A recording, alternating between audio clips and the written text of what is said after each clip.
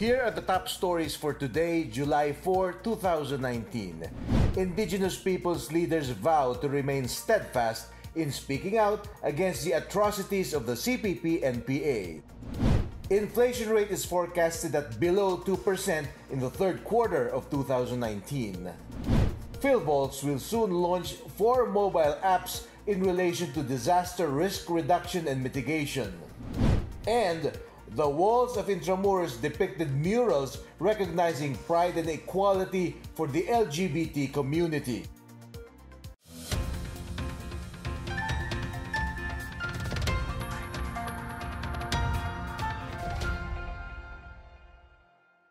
Good day, I'm Bench Bondok. Welcome to the PNA Newsroom.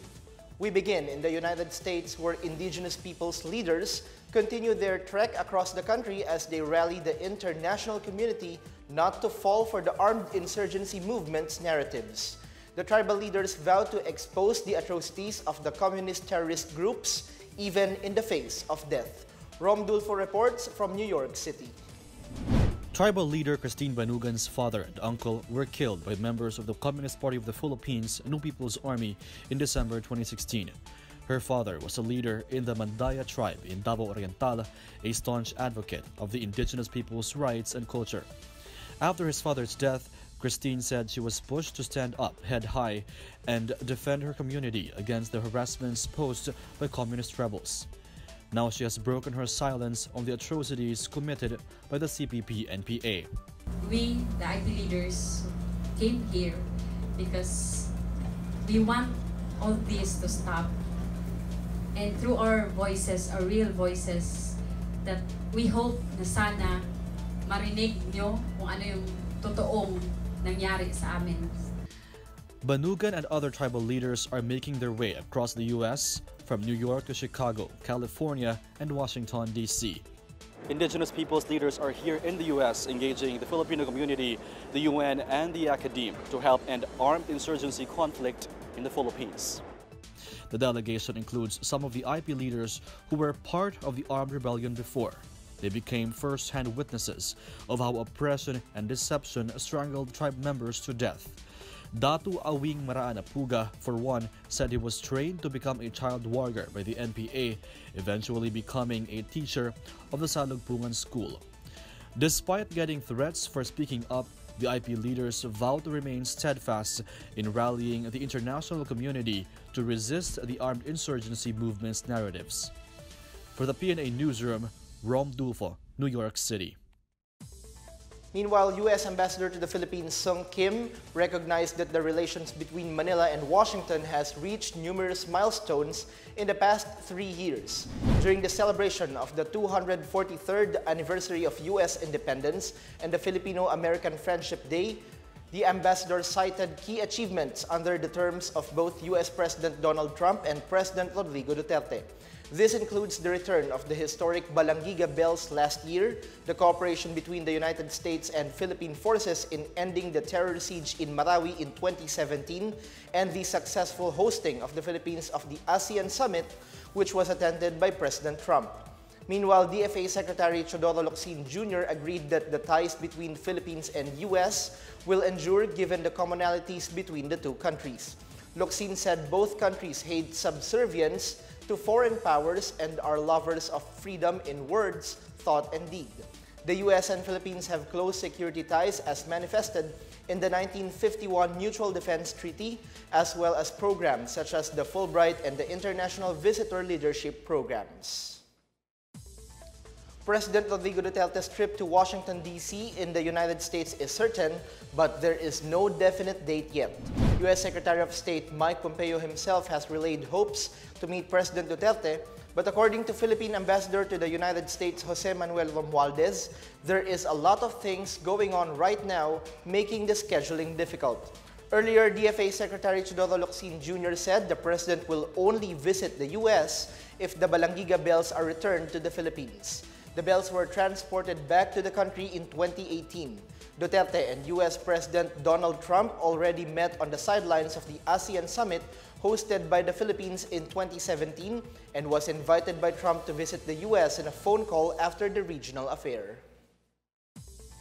Good news for Filipinos who love traveling abroad. Philippine passport holders can now fly to 64 destinations even without a visa. 34 of these countries allow Filipinos to enter visa-free, while 30 others require visa on arrival. The International Air Transport Association's 2019 Henley Passport Index puts the country on the 80th spot in the global ranking.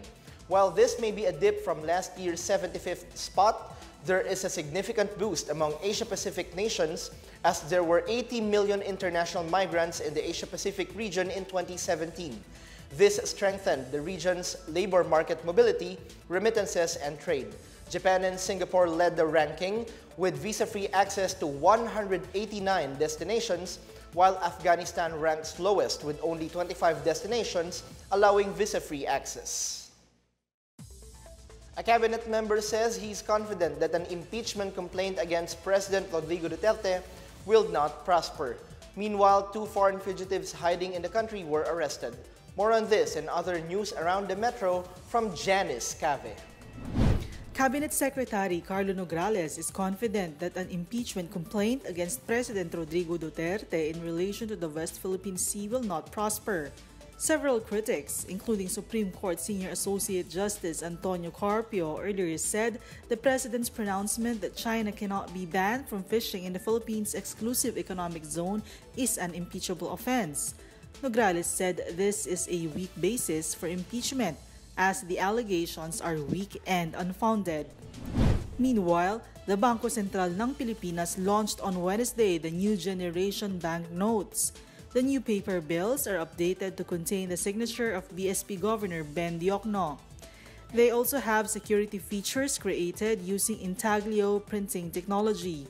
Diokno's name is being added to currency banknotes long after he replaced the late Governor Nestor Espinilla.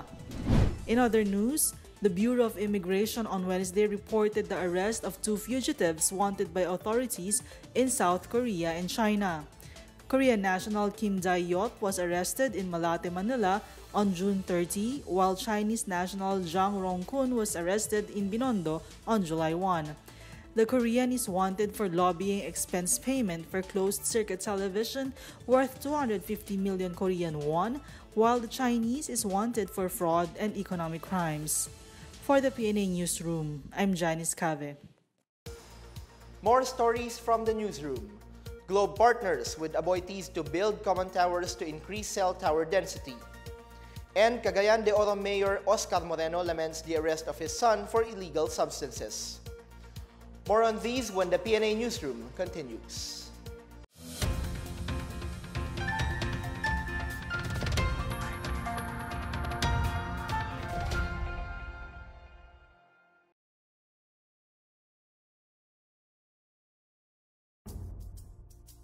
We are the indigenous peoples of the Philippines, and we are Filipinos. We dream of peace, prosperity, and unity for our future generation, standing with heads high along with our brother Filipinos. That is our expression, and that is how we wanted to be respected. Help peace reign in our land by telling the truth and breaking the silence. I left the Communist Party of the Philippines because of the purging where the NPA killed our comrades. I stand now breaking my silence and telling the truth because they continue killing our tribal leaders and my fellow indigenous peoples. They came to steal and destroy, and it is our obligation to stand for what is right and break our silence for what is the truth. We are here today earnestly asking all of you to listen to our call. Stop supporting the terrorist support organizations, especially based here in the United States.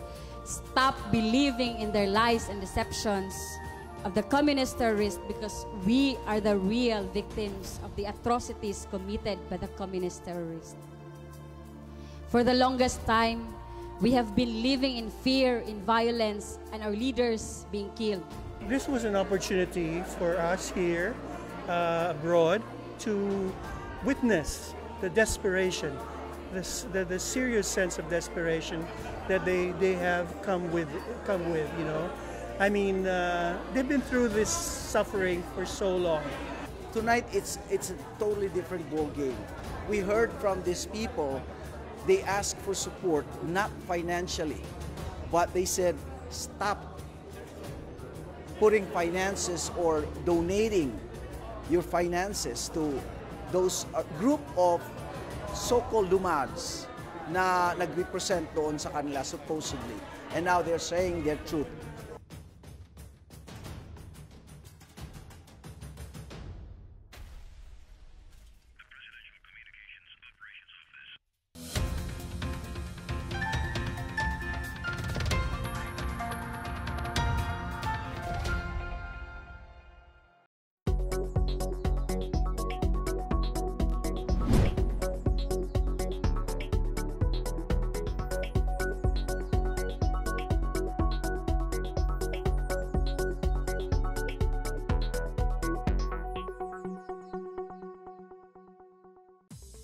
Monetary officials are forecasting inflation at below 2% in the third quarter of 2019, much lower than the second quarter. After peaking at 6.7% in September and October 2018, rate of price increases has declined to 3% last April. Inflation has slightly quickened to 3.2% last May, but monetary officials believe that this will not continue, with the June inflation rate projected to stay between 2.2 to 3%. With inflation seen to remain within target, Bangko Sentral ng Pilipinas Governor Benjamin Jokno on Wednesday said they continue to have a lot of policy space attributed to monetary easing around the globe. Filipino K-pop and K-drama fans will soon have more options in traveling to South Korea as Korean Air will launch its new Southeast Asian route Incheon to Clark flights by October. The South Korean carrier announced on Wednesday that 7 weekly flights between Clark, Philippines and Incheon, Korea will start by end of October. Aside from the Philippines, Korean Air will also launch 3 Chinese routes in the second half of 2019. Korean Air got the traffic rights to Nanjing, Zhangjiajie, and Hangzhou after a successful aviation talk between China and South Korea last March. It will also be increasing its Incheon-Delhi operations by September 1. In tech news, Globe Telecom has partnered with the Aboitiz Group and Frontier Tower Associates Philippines for the deployment of cell sites in Cebu, Davao, and Subic. In a disclosure to the Philippine Stock Exchange on Wednesday, Globe announced that it signed a deal with Aboitiz Infra Capital and FTAP on the leasing of cell sites, towers, and other passive infrastructure. Globe President and CEO Ernest Cu said their collaboration will enable Globe to cover unserved areas as well as congested urban centers. Aboitiz Infra Capital COO Cosette Carilao said the partnership with Globe is a significant step in building the right infrastructure to advance the digitalization of businesses and communities. This is in support to the Common Tower Policy being implemented by the Department of Information and Communications Technology, or DICT. DICT aims to build at least 50,000 towers in the country to increase cell tower density at par with other countries in the Southeast Asian region. Cagayan de Oro City Mayor Oscar Moreno laments the arrest of his son for illegal substances and admits that it was difficult for him to understand what led to this predicament. The mayor's oldest son, 43-year-old Sian, was apprehended along with 7 other suspects by the Philippine Drug Enforcement Agency, or PDEA, in a buy-bust operation in a hotel in Angeles City. Confiscated substances in the drug bust are estimated to be worth around 1 million pesos, which includes 310 tablets of ecstasy, 100 tablets of Valium, and cocaine. The mayor said that as a father, his first instinct is to ensure his son's safety while in detention, and that he still hopes that God will direct his eldest son to the right way. Police arrest 6 suspected drug dealers in Bulacan. Meanwhile, a town in Negros Oriental offers a bounty of 200,000 pesos for the arrest of a drug suspect. More on these and other news from the provinces from Miguel Hill. In Bulacan, 6 suspected drug peddlers were arrested in separate anti-illegal drug operations on Wednesday. 2 of the suspects, identified as John Peter Cruz and Melchor Fernando, were included in the Barangay Anti-Drug Abuse Council watch list. Some 4.4 million pesos worth of shabu were recovered from the suspect. In Negros Oriental, a 200,000 peso bounty is being offered by Sibulan Municipality for the arrest of a drug suspect. The suspect is identified as Maria Lovela Arevalo Calingacion. She was arrested last February for allegedly selling shabu but was released under recognizance. Last June 14, she was arrested again for trying to smuggle suspected shabu at the Bureau of Jail Management and Penology Detention Facility and was released again from jail.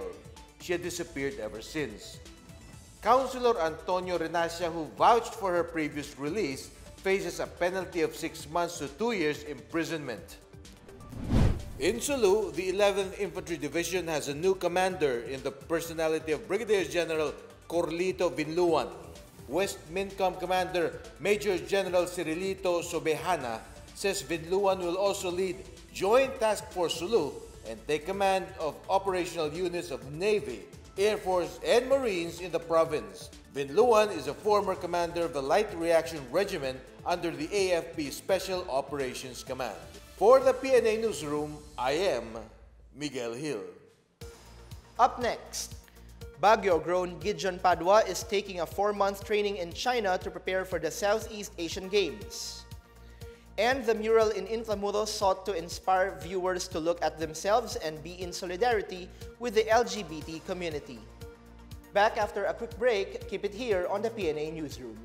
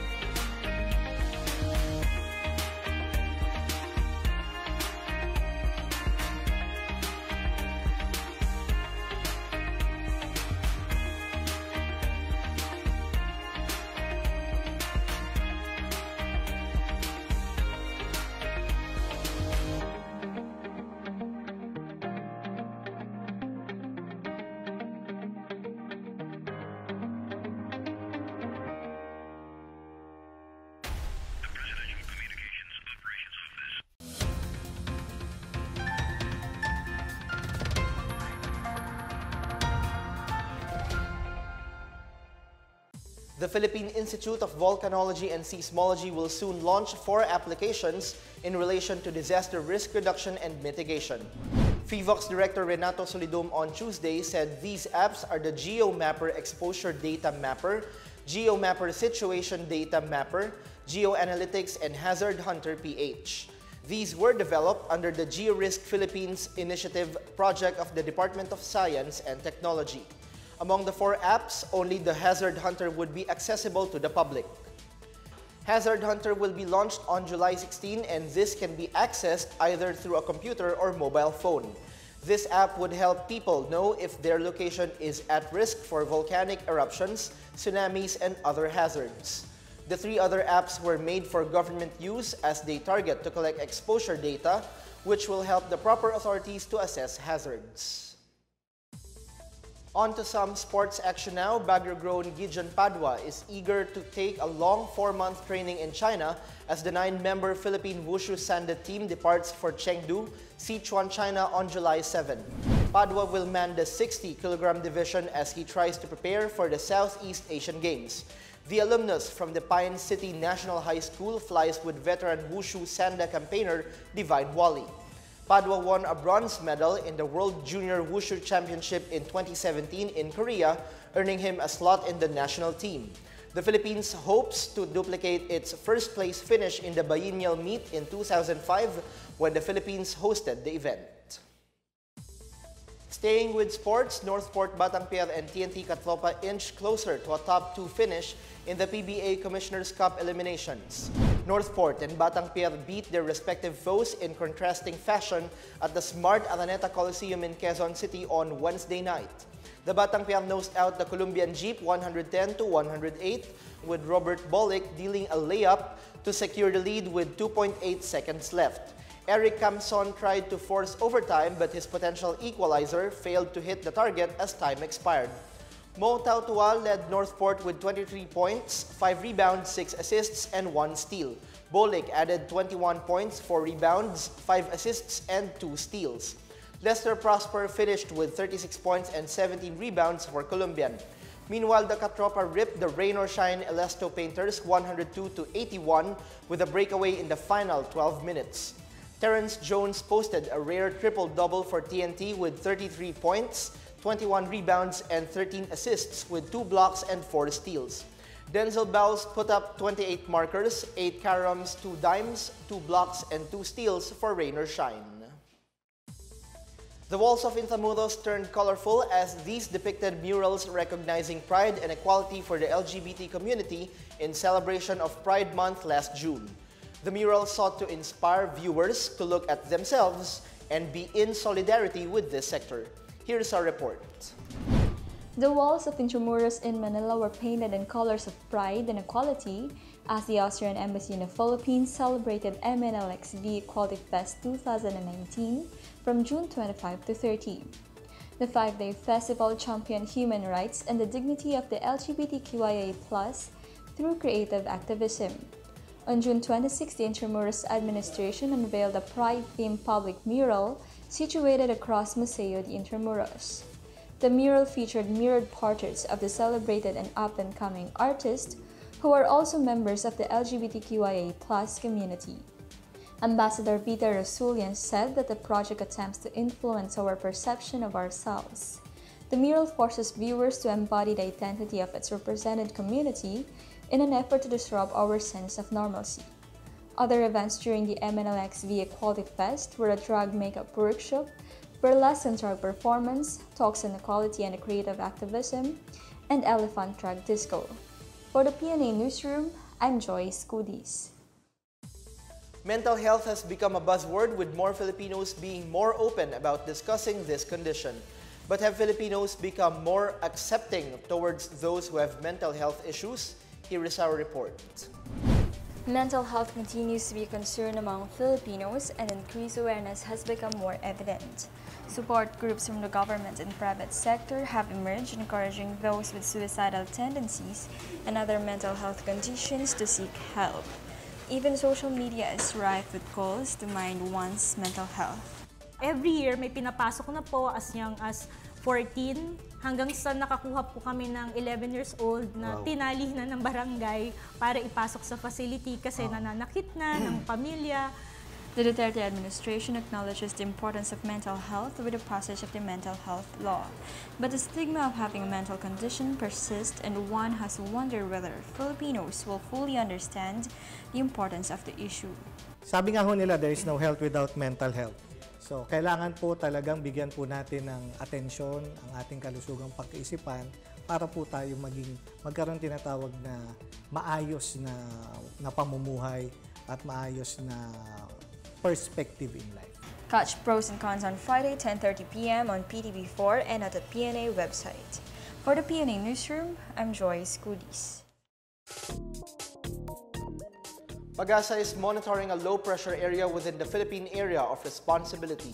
It was first seen 520 kilometers east-southeast of General Santos City in South Cotabato. The LPA has a low chance of developing into a storm and may dissipate in 24 to 36 hours. The trough of the LPA will, however, bring cloudy skies with scattered rain showers and thunderstorms in the entire Visayas. Meantime, let's check out the weather forecast for Metro Manila and the rest of the country.